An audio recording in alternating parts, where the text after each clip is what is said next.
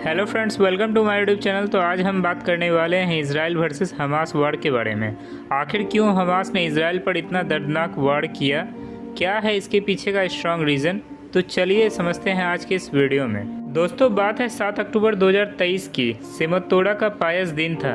ये वो दिन होता है जब जूइश लोग तोड़ा की पढ़ने की अपनी एनुअल साइकिल कंप्लीट करते हैं। लेकिन इस दिन कुछ ऐसा हुआ जिसने इजराइल के इतिहास के सबसे गहरे जख्मों को ताज़ा कर दिया। 1973 में हुए अरब इजरायली वॉर की पेनफुल मेमोरीज ठीक 50 साल बाद एक बार फिर इजराइल में फ्लैशबैक होने लगी। तब भी इजराइल के इंटेलिजेंस की कैपेबिलिटी पर सवाल खड़े किए गए थे, और आज भी इतने ब्रूटल अटैक के बाद इजराइल के इंटेलिजेंस को क्वेश्चन किया जा रहा है। अब तक आप अंदाज़ा लगा ही चुके होंगे, जी हाँ, हम बात कर रहे हैं इजराइल में हाल में हुए अब तक के सबसे डेडली टेररिस्ट अटैक की। 7 अक्टूबर को हमास नामक पैलेस्टीनियन टेररिस्ट ऑर्गेनाइजेशन ने इजराइल के ऊपर एक massive surprise multi front attack launch किया। हजारों रॉकेट्स, फाइटर्स, पैराग्लाइडर्स के साथ हमास ने इजराइल को लैंड, सी और एयर रूट से एक साथ इन्वेड किया। इजरायली पैलेस्टीनियन कॉन्फ्लिक्ट की मॉडर्न हिस्ट्री में आज तक ऐसा इनकर्सन नहीं देखा गया है। जिस समय ये वीडियो रिकॉर्ड की जा रही है, 1000 से ज़्यादा इजरायली सिटीजन्स अपनी जान गंवा चुके हैं और न जाने कितने हज़ारों लोग अपने घरों से डिस्प्लेस हो चुके हैं। कई हज़ार लोगों को हमास द्वारा कैप्चर करके गाजा ले जाया गया है। बैटलफील्ड से लगातार बेहद डिस्टर्बिंग विजुअल्स सामने आ रही हैं। इनमें एक वीडियो में हमास के टेररिस्ट एक जर्मन टूरिस्ट के डेड बॉडी को बिना कपड़ों के गाजा की सड़कों पर परेड कराते नजर आ रहे हैं। उसी तरह एक वीडियो में एक इजरायली वुमेन को दिन दहाड़े सबके सामने एग्जीक्यूट कर दिया गया। वुमेन और चिल्ड्रन को किडनैप और किल करने और उनकी बॉडी को सेक्सुअल असॉल्ट करने जैसे वॉर क्राइम्स लोगों को ISIS जैसे खूंखार आतंकवादी संगठनों की याद दिला रहे हैं। कुल मिलाकर हमास का आतंक इजराइल में अपनी सारी हदें पार करता जा रहा है। कुछ एक्सपर्ट्स तो उसको इजराइल का 9/11 मोमेंट्स घोषित कर चुके हैं। कोई हमास को ISIS की टॉर्चर मशीन से कंपेयर कर रहा है, तो कोई इसको जेनोसाइडल टेरर ऑर्गेनाइजेशन कहकर बुला रहा है। हालात इस हद तक बिगड़ चुके हैं कि इसका अंदाज़ा आप इस बात से लगा सकते हैं कि कई इजरायली सिटीजन्स इस अटैक को हॉलोकास्ट से कंपेयर करके बैठे हैं। इसमें कोई दौड़ाई नहीं है कि हॉलोकास्ट मानव इतिहास का सबसे शर्मनाक चैप्टर रहा है। ऐसे में हमास के इस अटैक को इतिहास के उस डार्क चैप्टर से कंपेयर किया जाना अपने साथ बहुत सीरियस कंसर्न और क्वेश्चन लेकर आता है। जाहिर है कि आपके दिमाग में भी इस कंसर्न्स के साथ बहुत से सवाल उठ रहे होंगे, जैसा कि इस अटैक का अचानक शुरू हो जाना और उसके रिस्पांस में इजराइल द्वारा हमास पर एक ऑल आउट वार डिक्लेयर कर देना। इसके पीछे की पूरी कहानी क्या है? क्या ये इजराइल की इंटरनल पॉलिटिक्स से जुड़ा मुद्दा है, या फिर यहाँ बैकग्राउंड में कोई और बड़ा जियोपॉलिटिकल गेम चल रहा है? इजराइल ने अपने इतिहास में कई बार अपने से कई गुना ताकतवर देशों को अकेले धूल चटाई है। इजराइल की इंटेलिजेंस और डिफेंस सुपीरियरिटी के चर्चे दुनिया के कोने कोने में मशहूर है। ऐसे में हमास इतना ताकतवर कब से हो गया कि उसने इजराइल पर इतना बड़ा अटैक लॉन्च कर दिया? हमास क्या है? इसका मास्टरमाइंड कौन है? इसको किस देश की बैकिंग मिली हुई है? और आखिर ये इजराइल के सामने कैसे टिका हुआ है? आखिर इजराइल इसको टैकल क्यों नहीं कर पाया? आज के इस वीडियो में हम आपके लिए इन्हीं सब सवालों के जवाब खोजने की कोशिश करेंगे। तो दोस्तों, जैसा कि हम देख ही चुके हैं, 7 अक्टूबर 2023 को पैलेस्टीनियन टेरर ग्रुप हमास ने इजराइल पर मैसिव सरप्राइज अटैक लॉन्च किया। इस लॉन्च से पहले हमास के मिलिट्री विंग के हेड मोहम्मद दईफ ने एक रिकॉर्डेड मैसेज रिलीज किया। इसमें उसने अपने ऑपरेशन अलक्सा फ्लड का ऐलान किया। इसमें उसने इस ऑपरेशन की फर्स्ट स्ट्राइक अनाउंस की, जिसके तहत 5000 मिसाइल्स और सेल्स को एनिमी की सिक्योरिटी पोजीशन, एयरपोर्ट्स और मिलिट्री फोर्टिफिकेशन की ओर टारगेट किया गया। मॉर्निंग के स्ट्राइक के बाद रॉकेट लॉन्चेस में एक टेम्पोररी पाउज देखा गया, लेकिन शाम होते ही इन टेररिस्ट के द्वारा इजराइल के सेंट्रल हार्टलैंड में बसे टाउन और सिटीज़ पर रॉकेट का दूसरा राउंड फायर किया गया। इसके रिस्पांस में Israeli prime minister Benjamin Netanyahu ने इजरायली मिलिट्री को मोबिलाइज किया और हमास के अगेंस्ट एक ऑल आउट वॉर डिक्लेयर किया। उन्होंने ये स्पष्ट किया है कि ये कोई ऑपरेशन या कोई रिटेलिएशन नहीं है, बल्कि एक फुल फ्लेश्ड वॉर है और किसी भी सूरत में इसको जीत कर रहेंगे। यहाँ उनका पहला ऑब्जेक्टिव इजरायली टेरिटरी से इन अटैकिंग फोर्सेस को क्लियर करके अपनी सिटीजन के सेफ्टी इंश्योर करना है। दूसरा ऑब्जेक्टिव दुश्मन से इस अटैक की एक बड़ी कीमत वसूलना है, और तीसरा अपने बाकी फ्रंट्स को इस तरह सिक्योर करना है कि कोई भी तीसरा एक्सटर्नल फोर्स इस वॉर को गलती से भी ज्वाइन ना कर सके। लास्ट ऑब्जेक्टिव में उनका इशारा हिजबुल्लाह और ईरान की ओर है। ये उनकी हिजबुल्लाह और ईरान के अगेंस्ट एक सेटल लेकिन क्लियर वार्निंग है कि वो इस कॉन्फ्लिक्ट में एंटर करने की कोशिश ना करे। इसके लिए उन्होंने अपने सिटीजन से देश के हाईएस्ट गोल यानी इस वॉर में विक्ट्री अचीव करने के लिए अपनी जी जान लगाने की गुजारिश की है। दोस्तों, पीएम नेतन्याहू की गवर्नमेंट को इजराइल के इस मैसिव इंटेलिजेंस फेल्योर के लिए क्रिटिसाइज किया जा रहा है।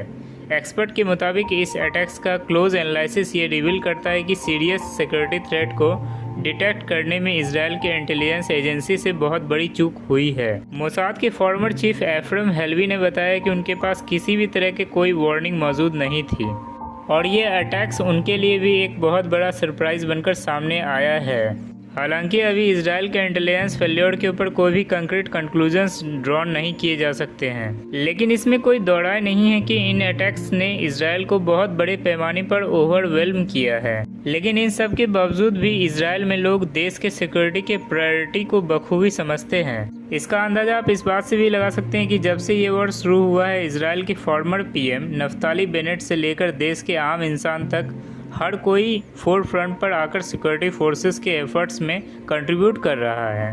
ग्लोबल रिस्पांस की बात करें तो India, US, France, Italy, Germany, Australia समेत दुनिया भर के गवर्नमेंट्स ने इस टेरर अटैक्स को बहुत बड़े शब्दों में कंडेम किया है और शायद पहली बार इजराइल के लिए दुनिया में इतना clear cut straight forward support देखा गया है। इंडिया के रिस्पांस को भी एक्सपर्ट्स द्वारा काबिले तारीफ बताया जा रहा है। जब से इंडिया ने इजराइल फ़लस्तीन के केस में एक हाइफरनेटेड फॉरेन पॉलिसी अडॉप्ट की है, तब से इंडिया इजराइल के साथ भी स्ट्रॉन्ग रिलेशंस मेंटेन करता है। लेकिन वहीं दूसरी ओर वो फ़लस्तीन के लोगों के ह्यूमन राइट्स को लेकर भी सेंसिबल है। इस्लामिक वर्ल्ड को नाराज ना करने के लिए पहले इंडिया इजराइल के साथ अपने एंगेजमेंट को बेहद रेस्ट्रिक्टेड रखता था, लेकिन समय के साथ इंडिया ने अपनी हेजिटेशन ड्रॉप की है और आज इंडिया इजराइल के दुनिया के 2 सबसे क्लोजेस्ट एलाइज के लिस्ट में गिने जाते हैं। इनके रिलेशंस मुख्य तौर पर डिफेंस, डायमंड्स और ड्रिप इरिगेशन जैसे सेक्टर द्वारा गवर्न किए जाते हैं। साथ ही साथ इन दोनों ही देशों के लोग एक दूसरे को लेकर बेहद पॉजिटिव सेंटिमेंट्स मेंटेन करते हैं, जो कहीं 2 देशों के स्ट्रॉन्ग रिलेशंस के सबसे बुनियादी कड़ी होती है। वहीं सॉलिडरिटी के साथ इजराइल के इस मुश्किल समय में इंडिया ने इजराइल के लिए अपना फुल सपोर्ट एक्सटेंड किया है। इंडियन पीएम नरेंद्र मोदी ने साफ शब्दों में इन टेररिस्ट अटैक्स के निंदा करते हुए इजराइल के लिए भारत का सपोर्ट सुनिश्चित किया है। इंडिया के लिए यहाँ पर्सनल और जियोपॉलिटिकल दोनों ही स्टैक्स काफ़ी हाई है। इजराइल में लगभग 80,000 Indian students, diamond traders, IT professionals और केयर गिवर्स एक स्मॉल सिग्निफिकेंट डायस्पोरा फॉर्म करते हैं। इसके अलावा हमास द्वारा शुरू की गई ये crisis Abraham accords, I2U2 group, Israel और सऊदी के टाइज के नॉर्मलाइजेशन और इंडिया मिडिल ईस्ट और यूरोपियन कॉरिडोर जैसे मेजर रीजनल प्रोजेक्ट्स पर भी नेगेटिव इम्पैक्ट डाल सकती है और ये सभी रीजनल प्रोजेक्ट्स वेस्ट एशिया में बढ़ते भारत के एंगेजमेंट्स के लिए बेहद क्रूशियल हैं। खैर, अब यदि यूएस की बात करें तो यूएस प्रेसिडेंट ने भी रिकॉग्नाइज किया है कि ये अटैक इजराइल के अगेंस्ट एक बेहद ग्रेव स्टेप है। टेररिज्म किसी भी सूरत में जस्टिफाइड नहीं है। इजराइल के पास खुद को और अपने सिटीजन को डिफेंड करने का पूरा अधिकार है और इसमें यूएस इजराइल के साथ रॉक सॉलिड कमिटमेंट के साथ खड़ा है। वो इजराइल को हर पॉसिबल सपोर्ट देने के लिए तैयार है। इसके साथ ही उन्होंने उन सभी फोर्सेस को भी स्ट्रिक्टली वार्न किया है जो क्राइसिस का फ़ायदा उठाने के फिराक में बैठे हैं। तो दोस्तों, ये तो बात हुई इस क्राइसिस के रिसेंट डेवलपमेंट की और उसके ऊपर आए ग्लोबल रिएक्शंस की। लेकिन अब यहाँ सबसे बड़ा सवाल ये है कि आखिर अभी क्यों हमास ने इजराइल के ऊपर इस सरप्राइज अटैक के लिए ये टाइम ही क्यों चुना? तो उसका सबसे बड़ा ट्रिगर फैक्टर फ़लस्तीन और इजराइल के बीच बहुत तेज़ी से बढ़ रही वायलेंस को बताया जा रहा है। पिछले कुछ महीनों से वेस्ट बैंक में लगातार बहुत वायलेंट अटैक्स और काउंटर अटैक्स देखने को मिल रहे हैं। यहाँ दूर दूर तक पीस का कोई स्कोप नज़र नहीं आ रहा था और वायलेंस दिन पर दिन बढ़ती जा रही थी, जिसके वजह से बॉर्डर की दोनों ही साइड्स पर लोगों की फ्रस्ट्रेशन और सफरिंग बहुत ज़्यादा बढ़ चुकी थी। कुछ एक्सपर्ट्स के मुताबिक हमास ने इस अटैक्स के थ्रू इसी पब्लिक एंगर को कैपिटलाइज करने की कोशिश की है। इसके अलावा कुछ एक्सपर्ट्स का यह भी कहना है कि इजराइल इस समय इंटरनली भी एक बहुत रफ फेज से गुजर रहा है। पीएम नेतन्याहू की गवर्नमेंट के ऊपर इजराइल के पावर स्ट्रक्चर को ओवरहोल करके इलेक्टेड गवर्नमेंट पर बाकी इंस्टीट्यूशन से ज़्यादा पावरफुल बनने के एलिगेशन इम्पोज किए गए हैं। हाल ही में इनकी गवर्नमेंट ने जुडिशरी की पावर को कम करने के लिए पार्लियामेंट में एक एम्बिशियस लेजिस्लेटिव एजेंडा भी पास किया है, जिसको बहुत मैसिव प्रोटेस्ट का सामना करना पड़ रहा है। नेतन्याहू गवर्नमेंट के इस जुडिशरी ओवरऑल के अगेंस्ट जो लोग प्रोटेस्ट कर रहे हैं उनमें इजरायली डिफेंस फोर्सेस की बैकबोन यानी उनके हजारों मिलिट्री भी शामिल हैं। कुल मिलाकर पिछले कुछ महीनों में इजरायली सोसाइटी के डीप डिविजन्स बहुत ज़्यादा एक्सप्लॉइड हुए हैं और ये प्रेजेंटिंग वॉइसेस देश की मिलिट्री तक भी पहुंच गई है। ऐसे में एक्सपर्ट्स का ये कहना है कि हमास इजराइल के इस वीक मोमेंट्स को एक्सप्लॉइट करना चाहता है। लेकिन दोस्तों, यहाँ गौर करने वाली बात यह है कि केवल इन फैक्टर्स के बलबूते पर हमास इतना बड़ा स्टेप नहीं ले सकता। इसके पीछे महीनों की प्लानिंग और प्रिपरेशन और सॉलिड बैकिंग शामिल है और इसको समझने के लिए हमें इस मुद्दे के डीप रूट्स को एक्सप्लोर करना होगा। उसके लिए आइए पहले हम हमास के ओरिजिन को समझते हैं। तो दोस्तों, हमास एक अरेबिक फ्रेज का एक्रोनिम है जिसका मतलब इस्लामिक स्टेट रेजिस्टेंस मूवमेंट है। यह एक सुन्नी इस्लामिक मिलिटेंट ग्रुप है जिसको कई देशों के द्वारा एक टेररिस्ट ऑर्गेनाइजेशन घोषित किया गया है। इसका जन्म 1987 में फर्स्ट अपराइजिंग के दौरान हुआ। हिस्टोरिक पैलेस्टीन में पैलेस्टीन को एक इंडिपेंडेंट मॉडर्न स्टेट का दर्जा दिलाना और दुनिया के नक्शे से इजराइल को मिटाना इनका मेन मकसद था। असल में 1967 में हुए 6 डेज वॉर में इजराइल ने इजिप्ट से गाजा स्ट्रिप को कैप्चर कर लिया था, जिसके रिवोल्ट में यहाँ इजराइल के अगेंस्ट अपराइजिंग जन्म लेने लगी। हमास खुद को पैलेस्टीनियन मूवमेंट का सोल रिप्रेजेंटेटिव बताने लगा। 2007 से ये डेंसली पॉपुलेटेड गाजा स्ट्रिप पर लगभग 2 मिलियन पैलेस्टीनियन को रूल करने लगा। गाजा स्ट्रिप पर अपनी पावर कंसोलिडेट करने के बाद से यह अब तक इजराइल के साथ 4 वॉर्स लड़ चुका है। पिछले कुछ सालों में हमास ने 1967 के अरब इजरायली वॉर के पहले के बॉर्डर्स के बेसिस पर 2 स्टेट सॉल्यूशन को एक्सेप्ट करने के लिए राजी हुआ है, लेकिन इजराइल और हमास के बीच बढ़ते डिफरेंसेस ने इन नेगोशिएशन को कभी पूरा ही होने नहीं दिया और इनकी टेंशन्स बस बढ़ती ही चली गई। हमास ने इजिप्ट गाजा बॉर्डर पर अंडरग्राउंड टनल का एक वास्ट नेटवर्क भी बिछाया है, जिसके जरिए वो यहाँ वेपन्स स्मगल करता है। इन सप्लाईज को थाउजेंड्स ऑफ रॉकेट्स और ड्रोन्स बनाने में इस्तेमाल करता है, जो वह इवेंचुअली इजराइल के खिलाफ इस्तेमाल करता है। लेकिन अब तक लगभग हर बार इन अटैक्स को इजराइल के स्ट्रॉन्ग एयर डिफेंस सिस्टम द्वारा न्यूट्रलाइज किया जाता रहा है, लेकिन इस बार उसने डिस्ट्रक्शन और डिवास्टेशन की सभी हदें पार कर दी हैं। लेकिन सबके इंटेंसिटी के सीक्रेसी को देखते हुए यहाँ सबसे बड़ा सवाल यह है कि क्या हमास ऐसा अकेले खुद के दम पर कर सकता है? जाहिर है कि हमास इजराइल जैसे मैसिव जाइंट को अकेले नहीं झेल सकता। और दोस्तों, यहीं पर ईरान, टर्की, हिजबुल्लाह और कतर जैसे बाकी रीजनल प्लेयर्स सामने आते हैं। आपको बता दें कि हमास का सबसे प्रोमिनेंट मॉडल और मॉनेटरी सपोर्ट कतर से आता है। हमास के टेररिस्ट को होस्ट करने के साथ साथ कतर हर साल हमास को मिलियंस ऑफ डॉलर की फंडिंग प्रोवाइड करता है। उदाहरण के तौर पर 2021 में कतर की सरकार ने हमास के लिए 360 मिलियन डॉलर अनाउंस की। कतर के बाद इस लिस्ट में टर्की मुख्य रूप से शामिल है। टर्की से भी हमास को बहुत स्ट्रॉन्ग आइडियोलॉजिकल और मॉनेटरी सपोर्ट मिलता है। टर्की फ़लस्तीन को सपोर्ट करने के साथ साथ हमास के सभी टेररिस्ट एक्ट्स को भी सपोर्ट करता है। दोस्तों, हमास का टॉप मोस्ट सपोर्टर ये दोनों ही नहीं बल्कि इजराइल का सबसे बड़ा राइवल ईरान है। आपको जानकर यह हैरानी होगी कि ईरान हर साल हमास को 100 मिलियन डॉलर की फंड्स प्रोवाइड करता है। साथ ही साथ ईरान हमास का सबसे बड़ा वेपन डोनर भी है। इसी के चलते कई एनालिस्ट हमास द्वारा किए गए इस सरप्राइज अटैक में ऑलरेडी ईरान के फिंगरप्रिंट्स देख पा रहा है। कुछ एक्सपर्ट्स ने तो यह भी कह दिया है कि इस वॉर में ना इजराइल जीतेगा ना ही हमास, बल्कि यहाँ कोई जीतेगा तो वो है ईरान। इसको समझने के लिए हमें टाइम में थोड़ा पीछे जाना पड़ेगा। बात है 1970s की, जब ईरान की फॉरेन पॉलिसी में हमें एक डिसेसिव टर्न देखने को मिला। 1979 में यहाँ से यूएसए और इजराइल द्वारा supported monarch Shah Reza Pahlavi को रिमूव कर दिया गया और स्टेट का कंट्रोल शिया मुस्लिम रिवॉल्यूशनरी रिजिम के हाथों में आ गया। यूएसए और इजराइल द्वारा शाह को सपोर्ट किया जाना इजराइल के क्लरिक्स के नज़रों में हमेशा खटकता रहा। इसलिए इस रिजिम ने हमेशा बहुत स्ट्रॉन्ग एंटी अमेरिकन इम्पीरियलिज्म और एंटी इजरायली जियोनिज्म को फॉलो किया। ईरान के लिए इजराइल और यूएस इमॉर्टलिटी, इनजस्टिस, मुस्लिम सोसाइटी और ईरानियन सिक्योरिटी के लिए सबसे बड़ा थ्रेट रिप्रेजेंट करते हैं। इसके अलावा पैलेस्टीनियन लिबरेशन के लिए सपोर्ट ईरान की रिवॉल्यूशनरी रिजिम की एक कोर थीम रही है और समय समय पर इसको मैनिफेस्ट करता रहा है। उदाहरण के लिए 1982 में जब लेबनान बेस्ड पैलेस्टीनियन अटैक के रिस्पांस में इजराइल ने लेबनान को इन्वेड किया, तब ईरान ने लेबनान में इजरायली ट्रूप्स को चैलेंज किया। इस कड़ी में लेबनीज और पैलेस्टीनियन मिलिटेंट्स को ऑर्गेनाइज और सपोर्ट करने के लिए ईरान ने अपने रेवोल्यूशनरी गार्ड को लेबनान भेजा।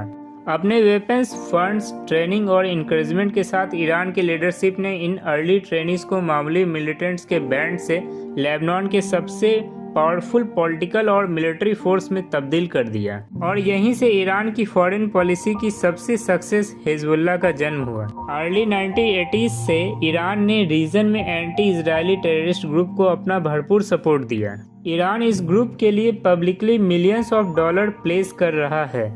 इतना ही नहीं, ईरान गाजा में वेपन्स को स्मगल करने के लिए बहुत सोफिस्टिकेटेड नेटवर्क भी रन करता है। इजराइल के ब्लॉकेज के चलते गाजा में बाहरी दुनिया से वेपन्स की सप्लाई बहुत लंबे अरसे से बंद थी, लेकिन रिवॉल्यूशनरी गार्ड और हिजबुल्लाह के थ्रू ईरान पैलेस्टीनियन लिबरेशन की फोर्सेस और हमास वायलेंस को खूब इनकरेज करता रहा और ये पैलेस्टीनियन मिलिटेंट्स इजराइल और यूएस के अगेंस्ट ईरान की एक्सेस ऑफ रेजिस्टेंस का एक मेजर कंपोनेंट फॉर्म करने लगे। आप सोच रहे होंगे कि ईरान यदि यही इंटेंशन रखता है तो वो खुलकर यूएस और इजराइल को चैलेंज क्यों नहीं करता। तो दोस्तों, आपको बता दें कि ईरान पॉलिटिकली और इकोनॉमिकली इतना स्टेबल नहीं है कि वो यूएस और इजराइल में से किसी एक को भी सामने से कन्फ्रंट करने का जोखिम उठा सके। दोस्तों, मिडिल ईस्ट में एक नई जंग का ऐलान हो चुका है और ये वॉर दुनिया भर में शॉक वेव्स भेज रहा है। एक टेररिस्ट ऑर्गेनाइजेशन ने दुनिया की one of the best intelligence agency को चकमा देकर इतने बड़े अटैक्स को अंजाम कैसे दिया। दुनिया के लिए इस बात को एक्सेप्ट करना ही नामुमकिन हो रहा है। सूत्रों के मुताबिक हमास ने किसी भी तरह के पॉसिबल लीक को अवॉइड करने के लिए हर मुमकिन कोशिश कर डाली। इनके टॉप लीडरशिप से लेकर इस अटैक को अंजाम देने वाले मिलिटेंट तक किसी को भी एंड मोमेंट्स तक इन प्रिपरेशन का असल मकसद नहीं बताया गया। साथ ही इन्होंने इजराइल को ये भी यकीन दिलाने की कोशिश की कि वो इजराइल के साथ नियर फ्यूचर में ना तो किसी भी कन्फ्रंटेशन में इंटरेस्टेड है और ना ही सक्षम। बस उनकी यही इंटेलिजेंस टैक्टिक्स काम कर गई और उसका क्या अंजाम हुआ वो आपके सामने है। इजराइल के पीएम ने तो यह तक कह दिया कि हमास को हमारा ये जवाब पूरे मिडिल ईस्ट को बदल कर रख देगा। उन्होंने कहा कि आने वाले दिनों में अपने एनिमीज के साथ जो करेंगे वो उनकी आने वाली कई जनरेशन भूल नहीं पाएगी। कुल मिलाकर आज जिस तरह से हालात बिगड़ रहे हैं, ये तो तय है कि ये मसला इतनी आसानी से हल होने वाला नहीं है। बाइडेन एडमिनिस्ट्रेशन का कहना था कि अभी उनके पास इस चीज़ का कोई पुख्ता सबूत तो नहीं है, लेकिन जैसा कि US secretary of state Antony Blinken कहते हैं, ईरान एंड हमास एक लॉन्ग रिलेशनशिप शेयर करते हैं। हमास शायद हमास ना होता अगर उसको ईरान सपोर्ट नहीं कर रहा होता। खैर, अभी स्ट्रॉन्ग स्पेकुलेशन कुछ सोर्सेज द्वारा यकीन में बदलते नजर आ रहे हैं। संडे को हमास स्पोक पर्सन ने बीबीसी को बताया कि उनको इस अटैक के लिए ट्रेनिंग ईरान से मिली है। उसी तरह वॉल स्ट्रीट जर्नल ने भी ये क्लेम किया है कि हिजबुल्लाह और हमास के सीनियर मेंबर्स के मुताबिक ईरान के Islamic revolutionary guard Corp IRGC अगस्त से ही हमास को इन एयर, लैंड और सी कर्सन के लिए ट्रेंड कर रहे थे। ईरान की main political branch revolutionary guard के कुछ ऑफिसर्स को बेरूट में अगस्त 2022 से अब तक हमास की 2 बाईवीकली प्लानिंग मीटिंग्स में ऑब्जर्व किया जा चुका है। इनमें से 2 meetings Iranian foreign minister Hussain Aamir के द्वारा भी अटेंड की गई। ऊपर से हाल में ही ईरान हमास के इस अटैक्स को भी पब्लिकली प्रेस किया है। हालांकि ईरान की गवर्नमेंट ने इन अटैक्स में अपना रोल ऑफिशियली जाहिर नहीं किया है, लेकिन इजराइल को भी ये पूरा भरोसा है कि हमास ईरान के इंटरेस्ट को फुलफिल करने के लिए एक प्रॉक्सी की तरह काम कर रहा है। तो दोस्तों, कुल मिलाकर इस आउटकम्स का सबसे बड़ा इम्पैक्ट उन मासूम लोगों की जिंदगी पर पड़ेगा जिनका शायद इस जियोपॉलिटिक्स से दूर दूर तक का कोई लेना देना नहीं है। तो दोस्तों, आपका इस मुद्दे पर क्या कहना है नीचे कमेंट सेक्शन में जरूर बताएं और जो लोग चैनल को सब्सक्राइब नहीं किए हैं वो लोग सब्सक्राइब कर ले और अपने फैमिली एंड फ्रेंड्स के साथ शेयर करें। तब तक ले गुड बाय।